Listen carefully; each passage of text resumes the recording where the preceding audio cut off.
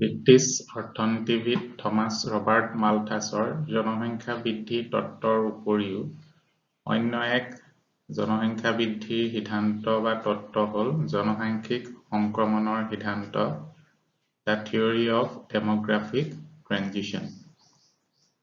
সংক্ৰমণ শব্দটোৱে সাধাৰণতে এঠাইৰ পৰা আন ঠাইলৈ গতি কৰাক বুজায়, কিন্তু জনসাংখ্যিক সংক্ৰমণৰ সিদ্ধান্তত সংক্ৰমণ শব্দটোৱে এটা স্তৰৰ পৰা আন এটা স্তৰলৈ গতি কৰাৰ কথা কোৱা হৈছে। এই জনসাংখ্যিক সংক্ৰমণৰ সিদ্ধান্তটো আমেৰিকাৰ জনসাংখ্যিকবিদ ৱাৰেন চিমপছন থমছনে আগবঢ়াইছিল। তেওঁৰ জন্ম হৈছিল 1887 চনত আৰু মৃত্যু হৈছিল 1973 চনত। তেওঁ 1915 চনত কলম্বিয়া বিশ্ববিদ্যালয়ৰ সমাজতত্ত্ব বিভাগৰ পৰা পপুলেশ্যন এ ষ্টাডি ইন মালথুছিয়ানিজম গৱেষণা গ্ৰন্থৰ বাবে ডক্টৰেট ডিগ্ৰী লাভ কৰে। ইয়াৰ পিছতে তেওঁ 1926 চনত foundation for research in population problems নামৰ প্ৰতিষ্ঠানটোৰ সঞ্চালক পদত অধিষ্ঠিত হয়।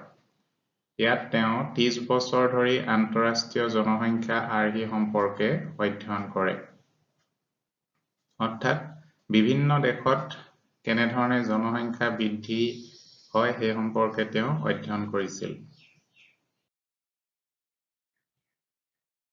1929 চনত থমছনে আন্তঃৰাষ্ট্ৰীয় জনসংখ্যা সম্পৰ্কে দুটা উল্লেখযোগ্য কৰ্ম সম্পাদন কৰে। তাৰে এটা হ'ল danger spot in world population নামৰ গ্ৰন্থ আৰু পপুলেশ্যন নামৰ এটা প্ৰবন্ধ যিটো আমেৰিকান জাৰ্নেল অফ ছচিয়লজিত প্ৰকাশ হয়। এই দুয়োটা কৰ্মতে থমছনে জনসংখ্যা সংক্ৰমণৰ সিদ্ধান্তটো আগবঢ়ায়।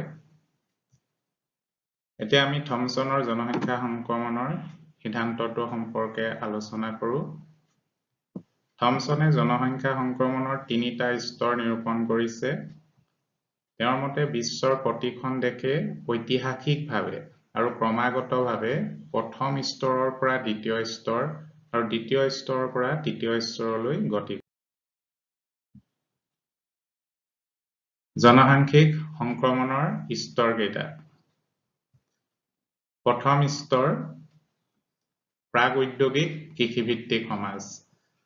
অৰ্থাৎ প্ৰথম স্তৰত থমছনে প্ৰাক-ঔদ্যোগিক কৃষিভিত্তিক সমাজৰ কথা কৈছে আৰু এই সমাজৰ বৈশিষ্ট্যসমূহ হ'ল জন্ম হাৰ বেছি, মৃত্যু হাৰো বেছি আৰু ফলস্বৰূপে জনসংখ্যা বৃদ্ধি হাৰ কম হয়। যিহেতু জন্ম হাৰ বেছি আৰু মৃত্যু হাৰ বেছি হয়, দুইটাৰ মাজত এক সুস্থিৰ অৱস্থা বৰ্তি থাকে।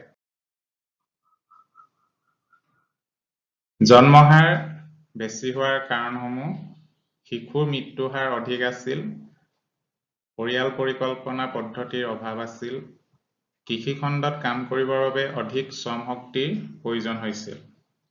যিহেতু শিশুৰ মৃত্যু অধিক আছিল, গতিকে পৰিয়ালবিলাকে অধিক সন্তান জন্ম দিছিল। যিসকল বাচিব সেইসকলেই কি হ'ব, পৰিয়ালটোৰ সদস্য হিচাপে বৰ্তি থাকিব। মৃত্যু হাৰ বেছি হোৱাৰ কাৰণসমূহ হ'ল ৰোগ, দুৰ্ভিক্ষ, যুদ্ধ ইত্যাদি। উপযুক্ত স্বাস্থ্যবিধিৰ অভাৱ আছিল, উপযুক্ত চিকিৎসা সেৱাৰো অভাৱ। দ্বিতীয় স্তৰ উদ্যোগীকৰণৰ আৰম্ভণি, কিন্তু তেতিয়াও বৃহৎ অংশ কৃষিখণ্ডতে আছিল। আৰু এই স্তৰৰ বৈশিষ্ট্যসমূহ হ'ল অত্যধিক জন্ম হাৰ, মৃত্যু হাৰ দ্ৰুতগতিত হ্ৰাস পায়, জনসংখ্যা বৃদ্ধিটো অত্যধিক হয় আৰু জনসংখ্যাৰ বিস্ফোৰণ ঘটে। যিহেতু জন্ম হাৰটো অত্যধিক হয় আৰু অন্য হাতেদি মৃত্যু হাৰটো দ্ৰুতগতিত কমি আহে। জন্ম হাৰ বৃদ্ধিৰ কাৰণসমূহ প্ৰথম স্তৰৰ সৈতে একেই, কিন্তু ইয়াত কেৱল বৃদ্ধি নহয়, উচ্চ হাৰত বৃদ্ধি হয়। মৃত্যু হাৰ দ্ৰুতগতিত হ্ৰাস পোৱাৰ কাৰণসমূহ উন্নত স্বাস্থ্য সেৱা, অনাময় ব্যৱস্থা আৰু খোৱা পানী, খাদ্যদ্ৰব্যৰ উৎপাদন বৃদ্ধি হয়, প্ৰতিষেধকৰ প্ৰয়োগ আৰু শিশুৰ মৃত্যু হাৰ হ্ৰাস পায়।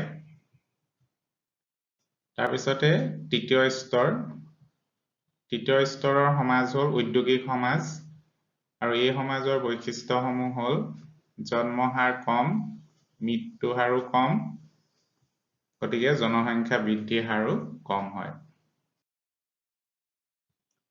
জন্ম হাৰ কম হোৱাৰ কাৰণসমূহ নাৰীৰ উপস্থিতি, যাক ইংৰাজীত ষ্টেটাছ বুলি কোৱা হয়, এই উপস্থিতিৰ উন্নতি হয়, লিংগ সমতা, নাৰী শিক্ষা আৰু নাৰীৰ নিয়োগ বৃদ্ধি হয়।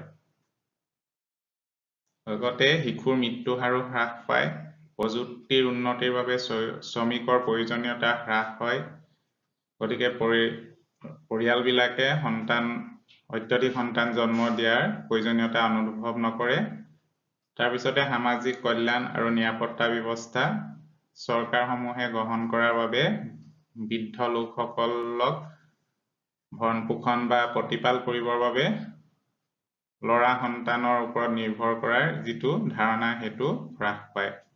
নগৰীকৰণেও জন্ম হাৰ কম হোৱাত প্ৰভাৱ পেলায়, যিহেতু নগৰত জনসংখ্যাৰ ঘনত্ব বৃদ্ধি হয়, অন্যান্য আৱশ্যকীয় দ্ৰব্যবিলাকৰ মূল্য বৃদ্ধি হয়, গতিকে সৰু পৰিয়ালৰ ওপৰত গুৰুত্ব দিয়ে। তাৰপিছতে পৰিয়াল পৰিকল্পনা পদ্ধতিৰ প্ৰসাৰ ঘটে। তাৰপিছত মৃত্যু হাৰ কম হোৱাৰ কাৰণসমূহৰ ভিতৰত দ্বিতীয় স্তৰৰ দৰে একেই, কিন্তু তাতকৈ কিছু হ্ৰাসহে পায়। এনেদৰে থমছনে জনসংখ্যা বৃদ্ধিৰ 3টা স্তৰ উল্লেখ কৰিছে, যি 3টা স্তৰেদি পৃথিৱীৰ দেশসমূহ গতি কৰে। এই 3টা স্তৰৰ যোগেদি থমছনে দেশসমূহক 3টা ভাগত ভাগ কৰিছিল: অনুন্নত, উন্নয়নশীল আৰু উন্নত। থমছনৰ পিছৰ জনসাংখ্যিকবিদসকলে থমছনৰ সিদ্ধান্তটো কিছু সালসলনি কৰি কিছুমানে 4টা আৰু কিছুমানে 5টা স্তৰত ভাগ কৰিছে।